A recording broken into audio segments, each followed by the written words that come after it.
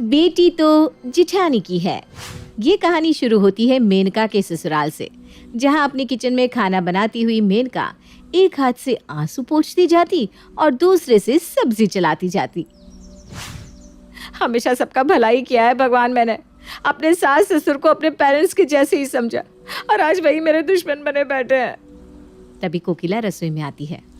और रो, अरे और जोर जोर से रोना, ताकि मोहल्ले वालों को लगे कि हम तुझे मारते हैं पीटते हैं। ये भी कसर मत छोड़ना बहू। नहीं मम्मी जी, आप गलत समझ रही हैं, मैं तो अपनी किस्मत पर रो रही हूँ। आज मेरी गोद भरी होती तो ये सब होता ही नहीं। अरे तो कर लेना हरी, इसी दिन के इंतजार में तो मेरी जिंदगी के 2 साल और कम हो गए, पर आज तक वो दिन नहीं आया। और काम करना है तो कर, वरना आंसू गिराते हुए खाना बनाने की कोई जरूरत नहीं है। ऐसा खाना कभी शरीर को लगेगा ही नहीं। मेनका की शादी को आज पूरे 2 साल हो गए थे, पर भगवान ने आज तक उसे माँ बनने की खुशी से दूर ही रखा था। पहले तो मेनका का ससुराल उसके लिए सपनों का ससुराल था, पर जैसे ही दिन बीतते गए चीजें बदलती गई। कुछ रहा कि नहीं बहू? पता नहीं मम्मी जी, वैसे पिछले 1 हफ्ते से ना मुझे उल्टियाँ तो हो रही हैं। क्या सही में? मुझे तो तेरी चाल से ही लग गया था क्या घर में खुशखबरी आने वाली है। अरे भाई, शादी को 6 महीने पूरे हो गए हैं, अब खुशखबरी नहीं आती तो कब आती? जीती रहे बहू, जीती रहे। आखिर तूने मुझे एक बारिश दे ही दिया। अरे ओ कमला, रसोई से मिठाई लाकर सभी का मुंह मिठा कर। पर माँ जी, हम क्या बोल रहे हैं, आजकल ना एसिडिटी भी बहुत हो रही है लोगों को। डाइट के चक्कर में भाभी पिछले 1 हफ्ते से रात में खाना ही नहीं खा रही। हो सकता है उसी के कारण उन्हें उल्टियाँ हो रही हो। अरे मुंह जल जाए तेरा, जब भी मुंह खोलती है आप सुगन ही बोलती है। चुप कर और सभी का मुंह मिठा कर। बहुत खुश हूँ मैं मेनका, आज तुमने मुझे एक बाप बनने की खुशी दी है। आज का दिन तो मेरे लिए एक त्योहार बन गया है। और अपनी जेब से 10,000 की नोटों की गड्डी निकालकर अपनी पत्नी के सर से वारता हुआ रंजीत कमला के हाथों में रख देता है। इसी तरह 15 दिन और बीत जाते हैं और एक सुबह अपना पेट पकड़कर कमरे में मेनका लोट पोट करने लगती है। ये तुम्हें अचानक क्या हो गया मेनका? कहीं तुम्हारे पेट में पल रहे बच्चे के कारण तो ये सब नहीं हो रहा? रुको, मैं अभी माँ को बुला कर लाता हूँ। नहीं नहीं नहीं, मम्मी को बुलाने की ज़रूरत नहीं है। मेरे पीरियड्स आए रंजीत, मतलब मेरे पेट में कोई बच्चा था ही नहीं। क्या? हाँ। पर माँ को इस बात का पता चला तो उन्होंने तो पूरे मोहल्ले में ढिंडोरा पीट दिया था कि इकलौता वारिस आने वाला है। ये बात कोकिला के कानों तक पहुंचने से कब तक बचती, और जैसे ही कोकिला को पता चलता है कि उसकी बहू माँ नहीं बनने वाली है तो कोकिला चिढ़ जाती है। अब आगे भी आए दिन कोकिला बस मेनका से एक ही सवाल पूछती और हर बार जवाब आता ना। इसी तरह 2 साल निकल जाते हैं। जैसे जैसे दिन बीतते जाते हैं मेनका की इज्जत सभी की नज़रों में गिरती जाती है। और फिर एक रोज़, तेरी बड़ी भाभी इस जन्म में मुझे खुशखबरी देने से रही। अब मेरी एक आखिरी उम्मीद तू ही है बेटा। तेरी ही पत्नी मुझे मेरे पोते का मुंह दिखाएगी। मैं ना अभी तेरे लिए लड़की देखना शुरू कर देती हूँ। और हवा से भी तेज़ रफ्तार में कोकिला अपने दूसरे बेटे के लिए लड़की की तलाश करना शुरू कर देती है। और एक ही महीने के अंदर कोकिला नेहा के साथ अपने बेटे का रिश्ता पक्का कर दोनों की शादी भी करवा देती है और नेहा को अपने घर बहू बनाकर ले आती है। दरवाजे पर खड़े अपने देवर देवरानी की आरती उतारने के लिए जैसे ही मेनका दरवाजे पर जाती है, कोकिला उसे रोक देती है। रुक जा मेनका, नेहा बहू का अपने ससुराल में स्वागत तेरा मुंह देखकर हुआ ना, तो उसकी खुली कोख भी बन जाएगी। कोई जरूरत नहीं है तुझे दरवाजे पर जाने की। मेरी बहू की आरती मैं उतारूंगी। कोकिला दरवाजे पर खड़े नए शादीशुदा जोड़े की आरती करती है। दूधो नाव पुतो फलो बहू, अब बस जल्द से जल्द तू मुझे दादी बना दे बहू। जी मम्मी जी, आप बेफिक्र रहिए। अगली सुबह दोनों बहुएं अपने कमरे से बाहर आती हैं और अपनी सास के पैर छूती हैं, पर कोकिला सिर्फ और सिर्फ अपनी छोटी बहू को ही आशीर्वाद देती है और बड़ी को नहीं। मेरे सारे आशीर्वाद तो तेरे सामने फेल हो गए बड़ी बहू। अब बच्चे का आशीर्वाद देकर भी क्या फायदा? कम से कम मेरे बेटे को पत्नी का सुख तो देती रहे ना, जीती रहे। भगवान करे नई बहू के पैर तेरे लिए शुभ हो और तुझे जल्द एक बाल गोपाल हो जाए। इसके बाद अपनी पहली रसोई की तैयारी करने नेहा रसोई में जाती है और कुछ देर बाद मेनका भी रसोई में जाती है। एक साथ इतने सारे लोगों का खाना आप कैसे बना लेती हैं भाभी, और वो भी तीनों टाइम? मैं तो नाश्ते की तैयारी करने में ही पस्त हुई जा रही हूँ। हाय मेरी कमर, अभी तो बस सब्जियां कटी हैं, कैसे होगा सब कुछ? बाहर कौन जान रहा है कि अंदर खाना तू बना रही है या मैं? ये ले टेबल, तू आराम से यहाँ बैठ, मैं अभी फट से सारी तैयारियां कर देती हूँ। बस जब मम्मी जी आए ना तो उनके सामने तू खाने में तड़का लगा देना और 1-2 रोटियां सेक देना। ओ भाभी, थैंक यू। और इसी तरह कोकिला की दोनों बहुएं आपस में ट्यूनिंग करके नेहा की पहली रसोई की तैयारी कर लेती है। आहा, एक नंबर, क्या खाना बनाया है। वाकई।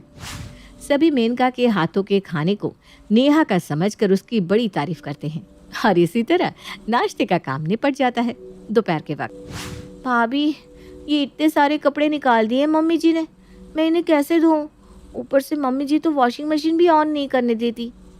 तू जा दाल चावल की तैयारी कर, कपड़े मैं निपटा देती हूँ। मुझे तो एक बात समझ में नहीं आती भाभी, मैं यहाँ घर के कामकाज ही नहीं संभाल पा रही हूँ तो बाद में बच्चा कैसे संभालूंगी? और यहाँ मम्मी जी रोज़ मुझे गुड न्यूज़ के बारे में पूछती रहती हैं। अरे मैं प्रेग्नेंट रह गई तो 9 महीनों में कहीं परलोक ही ना सिधार जाऊँ। अरे हट पगली, जो भगवान बच्चा देता है ना वो उसे संभालने की ताकत भी देता है, और बाकी मैं तो हूँ ही। एक सुबह नेहा अपनी जिठानी के कमरे में आती है और खुशी से उनके गले लग जाती है। भाभी, भाभी, आई एम प्रेग्नेंट। अरे वाह नेहा, अब तो मम्मी जी बहुत खुश हो जाएंगी। रुक तू, पहले मैं तुझे काला टीका लगा दूँ फिर सब बता। और इस तरह ये बात पूरे घर को पता चल जाती है। उस दिन के बाद कोकिला तो हर वक्त अपनी बहू के साथ साए की तरह घूमती रहती। आखिरकार नेहा उसे दादी जो बनाने वाली थी। तो किसी भी तरह घबराना मत बहू, तू बस बच्चा पैदा कर ले, पाल तो उसे मैं दूंगी। और ऐसा मत करना कि आजकल की लड़कियों की तरह एक ही बच्चा करके ऑपरेशन करवा लिया। पहले बच्चे के बाद लगते ही अगर तू फिर से पेट रही ना तो मुझे फट से बता देना। ठीक है मम्मी जी, वो क्या है ना, दिन भर घर पर बैठ बैठ कर बोर हो गई हूँ मैं, भाभी के साथ बाहर घुमाऊँ? अच्छा ठीक है जा, पर ध्यान से जाना बेटा। दोनों बहुएं बाहर मार्केट जाने के लिए निकलती हैं कि पड़ोस की सुषमा मेनका को देखते ही कहती है, सब किस्मत का खेल है, जेठानी के सामने ही देवर की शादी हुई और अब देवरानी को बच्चा होने वाला है। इस बेचारी को अब तक बच्चा नहीं हुआ। नेहा, हम बाद में घूमने चले क्या? इस खुशी के माहौल में भी मेनका पर माँ बनने का प्रेशर बरकरार ही था। इसी तरह 9 महीने बीत जाते हैं और नेहा एक छोटी सी बच्ची को जन्म देती है। लाओ लाओ नर्स, मेरी लाडो को मेरी गोद में दे दो। कोई बात नहीं बहू, बेटी हुई तो क्या हुआ, दिल छोटा मत कर। अरे भगवान करे अगली बार तुझे बेटा ही हो। हाँ, कोकिला को एक पोता तो नहीं मिला, पर उसे इस बात की खुशी थी कि कम से कम वो दादी तो बन गई। एक सुबह सुरेश अपनी पोती को अपनी गोद में खिला रहा था कि वो अपने दादा की गोद में सुसु कर देती है। ये लड़की भी ना, पकड़ दो इसे, इसके कपड़े बदल दे। आप छुटकी को मम्मी जी को पकड़ा दीजिए ना पापा जी, मम्मी जी इसे संभाल लेंगी। सुबह से इसे खिला खिला कर मेरी कमर अकड़ गई है। अरे वो खिलाएगी इसे, रहने दे बेटा। वो तो 2 मिनट छुटकी को खिलाती है और मुझे पकड़ा कर चली जाती है। उससे ना संभलने वाली तेरी बेटी। तभी मेनका वहाँ आती है। लाइए, इसे मुझे दे दीजिए। तुम आराम करो नेहा, मैं संभालती हूँ चुटकी को। और उस दिन जो मेनका छुटकी को अपनी गोद में लेती है, उस दिन के बाद तो छुटकी उसी की हो जाती है। छुटकी को नहलाना, तैयार करना, खाना खिलाना, सारी जिम्मेदारी मेनका पर ही आ गई थी और वो ये सब खुशी खुशी कर भी रही थी। एक रात जब करण और नेहा के बीच छुटकी सो रही थी, अचानक ही वो उठकर रोने लगती है। मैंने पहले ही कहा था इसे भाभी के पास सुला दो, पर नहीं, अब कौन चुप करवाएगा इसे? रुको ना, मैं अभी इसे भाभी को देकर आती हूँ। नेहा छुटकी को मेनका को देकर सोने चली जाती है। पूरी रात मेनका ही छुटकी को अपने कंधे पर लेकर सुलाती रहती है। ये सब कुछ कोकिला देख रही थी कि किस तरह बच्चे को जन्म तो नेहा ने दिया था, पर उसे पाल रही थी मेनका। 2 साल बाद अब फिर से नेहा प्रेग्नेंट रहती है। एक और बच्चा? नहीं नहीं नहीं भाभी, मुझसे अब एक और बच्चा नहीं संभाला जाएगा, एक बच्चे में ही मैं आधी हो गई हूँ। तभी रसोई में कोकिला आकर कहती है, अरे तो तू कौन सा पहला बच्चा संभाल रही थी? दे देना अपना दूसरा बच्चा अपनी जेठानी को। यहाँ तुझे दूसरा बच्चा होने वाला है और तेरी जेठानी अभी भी बच्चों के प्यार से वंचित है। बहुत सगी हो तुम दोनों, तो बच्चा तो बांट ही सकती हो, है कि नहीं? हाँ मम्मी जी ठीक कह रही हैं भाभी, मेरा दूसरा बच्चा चाहे लड़का हो या लड़की, उसे होते ही ना मैं आपको सौंप दूंगी। दिन बीतते जाते हैं और नेहा को फिर से इस बार एक बेटी होती है। अस्पताल से जैसे ही अपनी बेटी को नेहा घर लेकर आती है, वो दरवाजे पर ही उसे मेनका के हाथों में सौंप देती है। अरे कोई मेरी बेटी का टीका करो, और उसकी माँ का भी। काफ़ी दर्द सहकर नेहा ने इसे जन्म दिया है। पर टीका तो मेरा होना चाहिए ना, क्योंकि माँ तो इसकी मैं हूँ। मेरी आंखों का तारा है मेरी नैना। जाइए मम्मी जी, आरती की थाली लेकर आइए। बच्ची के गोद में आते ही जैसे मेनका एक ही पल में पूरी तरह बदल गई थी और तभी अपनी बड़ी माँ के पीछे धीरे धीरे चलकर छुटकी हॉल में पहुँच जाती है। हे भगवान, ये लड़की भी ना। सुन लो नेहा, अब छुटकी की जिम्मेदारी मेरे सर पर नहीं आनी चाहिए, क्योंकि मैं अपनी नैना को संभालूंगी। मैं अब छुटकी को नहीं संभाल पाऊंगी। हाँ भाभी, आप फिक्र मत कीजिए, वैसे भी अब छुटकी बड़ी हो गई है, मैं इसे संभाल लूंगी। छुटकी को गोद में उठाकर नेहा अपने कमरे में चली जाती है और कुछ 10 मिनट के बाद ही उसे नैना के रोने की आवाज़ सुनाई देती है। लगता है नैना को भूख लग रही है, मैं उसे दूध पिला देती हूँ। नेहा उठकर मेनका के कमरे में जाती है तो वो देखती है कि मेनका 2 दिन के बच्चे को बोतल का दूध पिला रही है। 2 दिन की बच्ची को बोतल का दूध? अरे भाभी, मैं तो यही हूँ, मैं पिला देती हूँ नैना को दूध। अरे तू कैसे इसे दूध पिलाएगी? तू इससे जितना दूर रहे उतना ही अच्छा है, वरना बच्ची को तेरी आदत पड़ गई ना, फिर वो कभी मेनका को अपनी माँ मानना नहीं चाहेगी। वैसे बच्चे भी तो पलते हैं जिनकी माँ नहीं होती, तो फिक्र ना कर, मेनका देख लेगी। अपने बच्चे की फूट फूट कर रोने की आवाज़ सुनने के बाद भी नेहा को वापस अपने कमरे में आना पड़ता है। हे भगवान, मेरा दिल टूटा जा रहा है। मेरी बेटी भूखी है, कैसे रह रही होगी वो। नेहा बार बार अपने कमरे में चक्कर काट रही थी और लगातार नैना के रोने की आवाज़ उसका कलेजा चीर रही थी और कुछ देर बाद ही रोने की आवाज़ बंद हो जाती है। चलो अच्छा है, नैना चुप तो हो गई, एक बार जाकर उसे देख आती हूँ। नैना मेनका के कमरे में जाती है और वो क्या देखती है कि उसके कमरे में कोई है ही नहीं। नैना अकेली ही बिस्तर पर सो रही है। नैना, ये कैसी लापरवाही है भाभी की, नैना को अकेला छोड़ दिया। बिस्तर पर अगर करवट लेती हुई नीचे गिर गई तो। भाभी, भाभी कहाँ हैं आप? आ रही हूँ भाई, आ रही हूँ। क्या हो गया? बाथरूम में नहाओ भी नहीं क्या? भाभी, आप इसे अकेली क्यों छोड़कर चली गई? मुझे कह दिया होता, मैं यहाँ आ जाती। तेरी बड़ी बेटी को भी मैंने ही पाला है ना, तो मुझे मत सिखा बच्चे कैसे पाले जाते हैं। और नैना मेरी बेटी है, उसे किस तरह रखना है वो मुझे किसी से पूछने की ज़रूरत नहीं है। और कपबोर्ड में से गर्म कपड़े निकालकर मेनका नैना को पहनाने लगती है। भाभी, डॉक्टर ने कहा था इतने छोटे बच्चे को इस मौसम में स्वेटर पहनाने की ज़रूरत नहीं होती, इससे नैना को इचिंग हो सकती है। तुम अभी तक गई नहीं? मेरे सर पर नाचो। अरे नेहा, मुझे पता है क्या करना है क्या नहीं। इतना ही प्यार है बच्चे से तो छुटकी को पाल लिया होता, उसे तो मेरे कमरे में फेंक कर चली जाती थी तुम। और इस तरह मेनका नैना के साथ लापरवाही करती ही जाती है।